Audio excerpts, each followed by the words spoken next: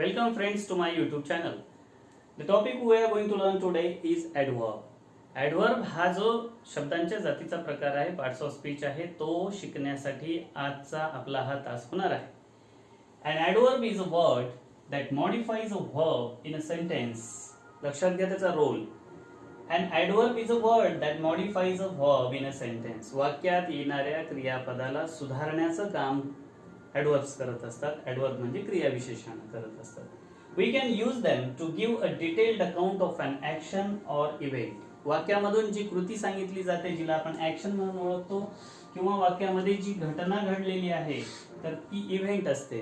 तर या दोन्हींचीही डिटेल्ड माहिती देण्याचं काम, सविस्तर माहिती देण्याचं काम जर कोणता शब्द करत असेल तर तो असतो ऍडव्हर्ब, किंवा ज्याला आपण क्रियाविशेषण अव्यय म्हणून ओळखत असतो.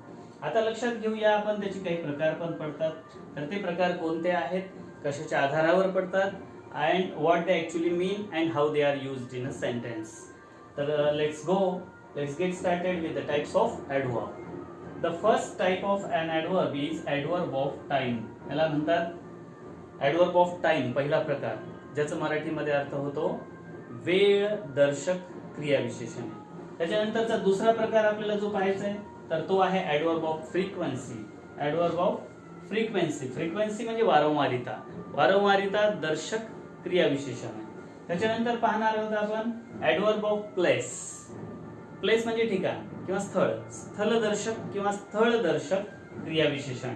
त्याच्यानंतरचा चौथा प्रकार जो शिकायचा आहे आपल्याला तो आहे adverb of manner. Adverb of manner. Manner म्हणजे रीत किंवा पद्धत. एखादं काम करण्याची जी पद्धत असते तर ती पद्धत किंवा तिची रीती असते, रीत असते. त्या रीतीवाचक किंवा रीतवाचक, पद्धतवाचक, पद्धत दर्शक किंवा रीत दर्शक असं विशेषण, क्रियाविशेषण जे असतं त्याला आपण म्हणतो ऍडवर्ब ऑफ मॅनर. त्याच्यानंतर पाचवा क्रमांक आहे ऍडवर्ब ऑफ डिग्री. डिग्री म्हणजे प्रमाण, प्रमाण दाखवणारं किंवा प्रमाण दर्शक क्रियाविशेषण असा त्याच्या पुढचा प्रकार आहे. आणि सहावा आणि शेवटचा जो आपल्याला शिकायचा प्रकार आहे तो आहे ऍडवर्ब ऑफ अफर्मेशन किंवा ऍडवर्ब ऑफ डिनाईंग. अफर्मेशन म्हणजे होकार दर्शक आणि डिनाईंग म्हणजे नकार दर्शक. एखादी कृती वाक्यामध्ये आलेली जर होकार दर्शक असेल तर तिच्यासाठी आपण ऍडवर्ब ऑफ अफर्मेशन वापरायचा, आणि जर एखादी कृती ही नकार दाखवणारी असेल किंवा एखादी निगेटिव्ह बाब स्पष्ट करणारी असेल तर त्यासाठी आपण ऍडवर्ब ऑफ डिनाईंग वापरत असतो.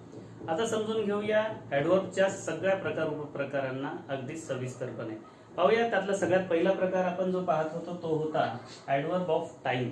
ऍडवर्ब ऑफ टाइम म्हणजे वेळ दर्शक क्रियाविशेषणे.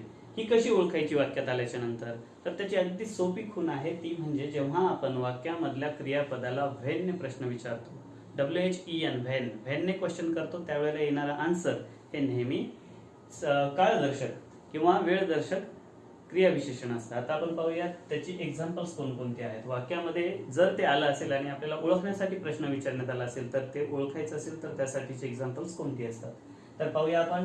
नाव म्हणजे आता, रिसेंटली म्हणजे नुकतेच, सून म्हणजे लवकरच, लेटली म्हणजे उशिरा, ॲगो म्हणजे काही वेळेच्या पूर्वी, आणि ऑलरेडी म्हणजे आधीपासूनच. तर अशा पद्धतीची येणारी जी काही क्रियाविशेषण असतात ती मोडतात पहिल्या प्रकारामध्ये ऍडवर्ब ऑफ टाइम मध्ये. आता नेक्स्ट पाहूया आपण त्याचा पुढचा प्रकार, पण तो पाहण्या अगोदर आपण आधीच्या पहिल्या प्रकाराची काही एक्झाम्पल्स सुद्धा पाहणार आहोत. तर ती एक्झाम्पल्स आहेत I have heard it now. मी ते आत्ताच ऐकले. तर या ठिकाणी आलेला नाऊ म्हणजे आता किंवा आत्ताच हा ऍडवर्ब ऑफ टाइम आहे. त्यानंतरचं एक्झाम्पल आहे she will be here soon. She will be here soon. ती थोड्याच वेळात इथे असेल. म्हणजे भविष्य काळामध्ये आपण जी गोष्ट सांगणार आहोत पुढच्या काळामध्ये ती असणार आहे, पण ती किती वेळानंतर असणार आहे ही वेळ सांगण्याचं काम या ठिकाणी सून हा वर्ड करतो. म्हणून या ठिकाणी आलेला सून असेल किंवा वरच्या वाक्यातील नाव असेल तर हे आहेत ऍडवर्ब ऑफ टाइमची उदाहरणे. आता यानंतरचा दुसरा प्रकार जो आपल्याला पाहायचा आहे क्रियाविशेषणाचा तो आहे ऍडवर्ब ऑफ फ्रिक्वेन्सी. आता लक्षात घेऊया फ्रिक्वेन्सी म्हणजे काय. फ्रिक्वेन्सीचा मराठीतून अर्थ होतो वारंवारिता. एखादी गोष्ट पुन्हा पुन्हा होण्याची किंवा आवृत्ती, ज्याला म्हणतो आपण आवृत्ती दर्शक क्रियाविशेषण सुद्धा ह्याला आपण म्हणू शकतो. बऱ्याचशा घटना ह्या ठराविक कालावधीनंतर होत असतात. काही अगदी थोड्या दिवसात होत असतात, थोड्या अंतराने होत असतात, थोड्या फरकाने होत असतात, तर काही मोठ्या फरकाने होत असतात. मग ही त्यांच्यामध्ये असणारी जी वारंवारिता असते किंवा काही नियमितच होत असतात. काही ह्या काही वर्षांच्या नंतर होत असतात.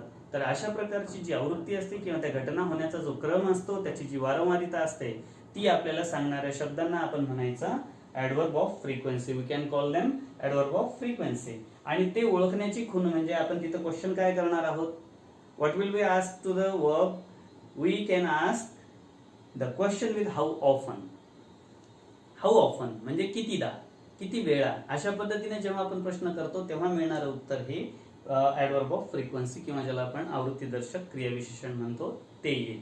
आता पाहूया आपण त्याचे एक्झाम्पल्स. ऑलवेज म्हणजे नेहमीच, नॉर्मली म्हणजे साधारणपणे, ऑफन म्हणजे वारंवार, त्याच्यानंतर समटाइम्स म्हणजे कधी कधी, त्याच्यानंतर वन्स म्हणजे एकदा, त्याच्यानंतर ऑकेजनली म्हणजेच निमित्ताने किंवा कुठल्या एखाद्या निमित्ताने म्हणण्यापेक्षा निमित्तानेचा अर्थ काय होतो, एखादा सण असेल, समारंभ असेल, असं कुठलं तरी निमित्त असेल तर त्यावेळी किंवा कार्यक्रमाच्या निमित्ताने आपण जसं म्हणतो, तर त्यावेळी जी गोष्ट घडत असते किंवा जी कृती होत असते तर तिचं वर्णन करण्यासाठी आपण ऍडव्हर्ब ऑफ फ्रिक्वेन्सीचा यूज करत असतो. तिथे एक्झाम्पल वापरत असतो ऑकेजनली. आता हे सगळे उदाहरणं पाहिल्याच्या नंतर आपल्याला प्रत्यक्षात त्याचा वाक्यात उपयोग कसा होतो ते पण पाहता येईल. इथे पाहूया आपण पहिलं एक्झाम्पल. त्यात सांगण्यात आलेलं आहे, it's always cold in this room. It's always cold in this room. या रूम मध्ये किंवा या खोलीमध्ये नेहमीच थंड वाटतं. म्हणजे लक्षात घ्या, ऑलवेज ना आपण त्या ठिकाणी वारंवारिता स्पष्ट केलेली आहे, आवृत्ती सांगितलेली आहे. एकदाच वाटतं का? नाही. ते नेहमीच वाटतं का? हो. तर या ठिकाणी ऑलवेज म्हणजे नेहमी असा त्याचा अर्थ होतो. एखादी गोष्ट कधी कधी वाटत असेल तर तिथे समटाइम्स घ्यावं लागेल. हेच वाक्य आपण यातल्या प्रत्येक उदाहरणासह सुद्धा बोलू शकतो. फक्त संदर्भ आपल्याला नेमका कसा अपेक्षित आहे, वाक्यामध्ये त्याचा अर्थ कुठला अपेक्षित आहे, त्यावरून आपण ठरवायचं की कुठल्या प्रकारचं आवृत्तीदर्शक क्रियाविशेषण तिथे आपल्याला घ्यायचंय. त्याच्यानंतरचं एक्झाम्पल पाहूया आपण. I normally go to the gym. I normally go to the gym. मी जिमला जातो, पण कसा जातो? नॉर्मली जातोच मी, साधारणपणे माझं जायचं ठरलेलंच आहे. आता जर मी कधी कधी जात असेल तर मी त्या ठिकाणी काय म्हणेल, I sometimes I go to the gym किंवा I sometimes go to the gym. त्याच्यानंतर पुढे आहे, they often go out for the dinner. They often go out for the dinner. आता काही लोकांना सवय असते की जेवणासाठी बाहेर ते नेहमीच जात असतात, वारंवार जात असतात. तर अशा वेळेला आपण त्या ठिकाणी ऑफनचा यूज करत असतो. कोणी एखादा जर का समजा कधीतरी जात असेल तर आपण तिथे समटाइम्सचा यूज करू शकतो. कोणी नेहमीच जात असेल तर ऑलवेजचा यूज करू शकतो. अशा पद्धतीनं जिथं आवृत्ती दाखवली जाते किंवा एखाद्या घटनेची वारंवारिता सांगितली जाते किंवा ती किती वेळा होत असते रिपीटेडली ती ऍक्शन, तर या बाबतीमधलं वर्णन करणारे जे काही शब्द येत असतात, क्रियाविशेषण येत असतात, त्यांना आपण म्हणतो adverb of frequency. Adverbs of frequency ज्याला आपल्याकडे आपण म्हणतो आवृत्तीदर्शक क्रियाविशेषणे. The next type of an adverb is adverb of place, ज्याला आपण स्थलदर्शक किंवा ठिकाणदर्शक क्रियाविशेषण असं म्हणतो. आणि ते ओळखण्याची खूण म्हणजे त्याला आपण क्वेश्चन करायचं असतो व्हेअरने. व्हेअर म्हणजे कुठे. आता लक्षात घेऊया आपण त्याच्यासाठी येणारी कोणती उदाहरणं येतात किंवा अशा प्रकारची क्रियाविशेषणं वाक्यामध्ये कशी ओळखायची. तर पाहूया आपण ते.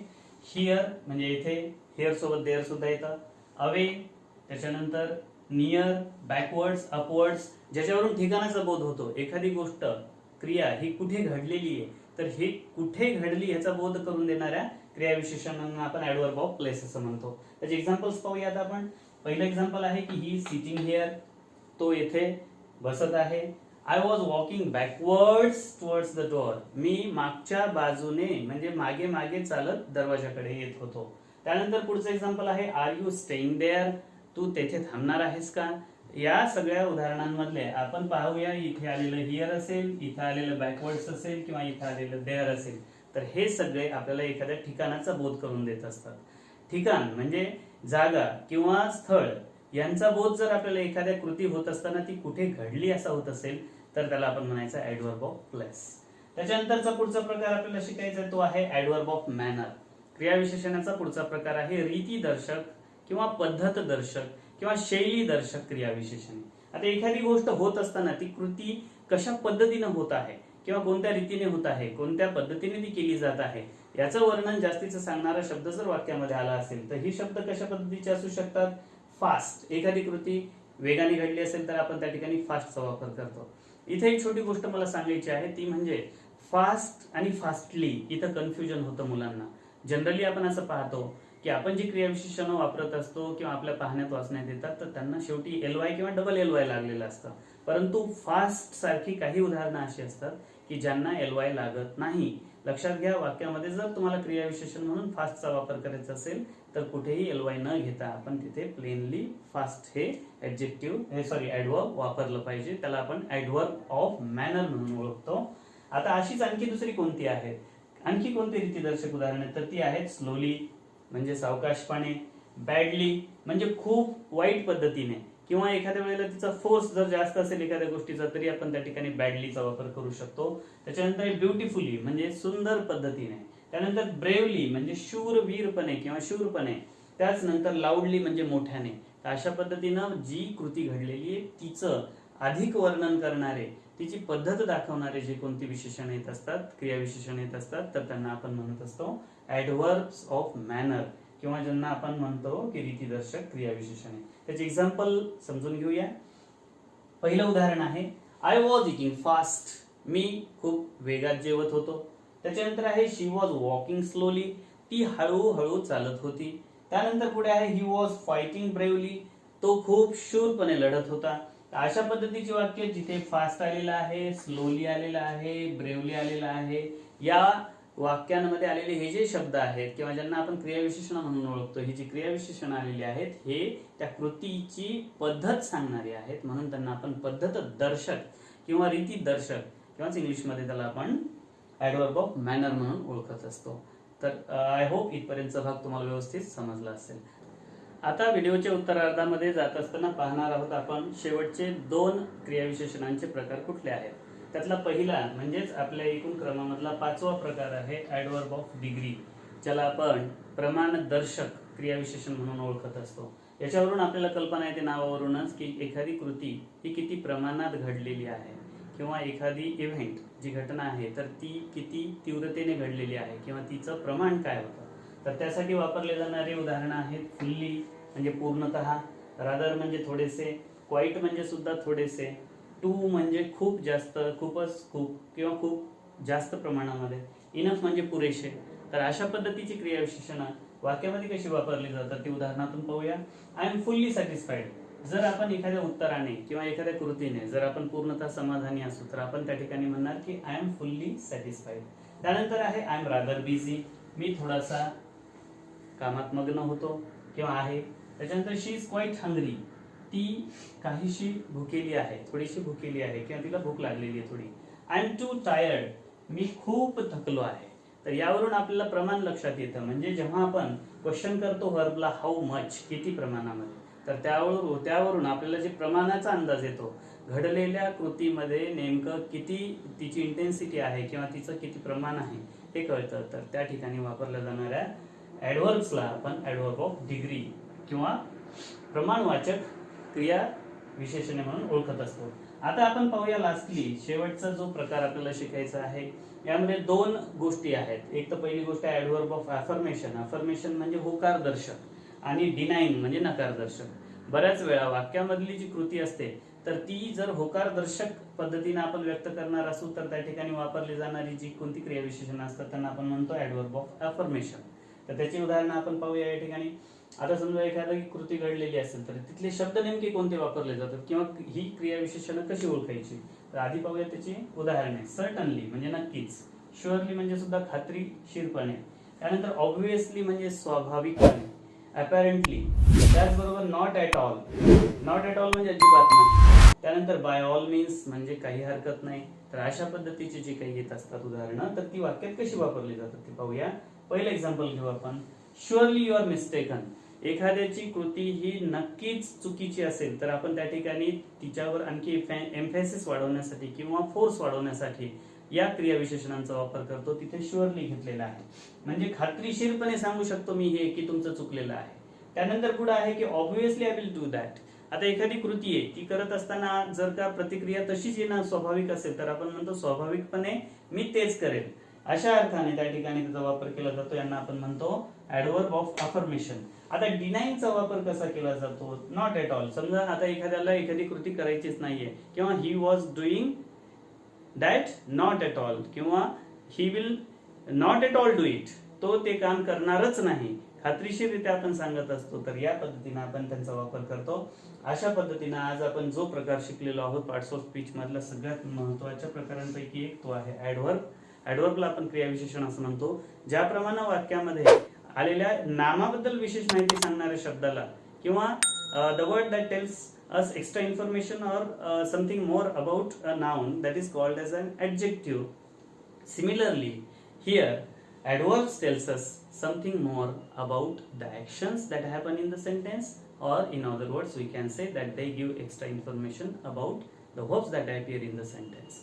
ही झाली डिटेल्ड माहिती मित्रांनो ॲडवर्बच्या बाबतीमधली. हा व्हिडिओ कसा वाटला ते कळवायला विसरू नका. चॅनल सबस्क्राईब केलं नसेल तर ते सबस्क्राईब देखील करा. कमेंट करा तुम्हाला व्हिडिओज कसे वाटतात, तुम्हाला यातून शिकायला मिळते का, काही नवी माहिती मिळते का, तर तुम्हाला त्याचा काही फायदा होतोय का, या बाबतीत कमेंट्स करत राहा. ठीक आहे, तर मग keep learning, keep enjoying and keep smiling all the time.